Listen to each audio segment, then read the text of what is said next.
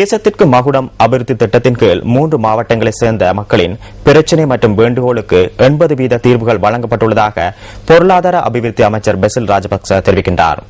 குளியாப்பிட்டிய மத்திய மகா வித்தியாலயத்தில் நேற்று நடைபெற்ற நிகழ்வொன்றின் போதே அமைச்சர் இதனை கூறினார்.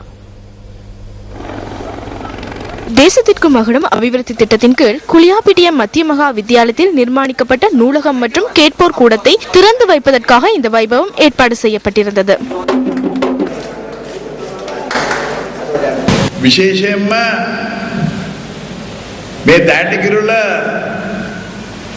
සමග பிரதர்ஷனிய சமக කෙරෙන தேசத்திற்கு மகுடம் கண்காட்சியின் அபிவிருத்தி திட்டங்கள் 3 மாவட்டங்களிலிருந்தும் மக்களுக்கு கிட்ட வேண்டும் என்பது தெளிவான ஆலோசனையாகும். அதனால் நாம் நடமாடும் சேவைகளை முன்னெடுத்துள்ளோம். 80% அதிகமான மக்களின் பிரச்சனைகள் மற்றும் கோரிக்கைகளுக்கான தீர்வினை எமது அதிகாரிகள் மக்கள் பிரதிநிதிகள் ஊடாக நாம் பெற்றுக் கொடுத்துள்ளோம். ගිහිල්ලා අපි ජංගම සේවාවන් පැවැත්තුවා.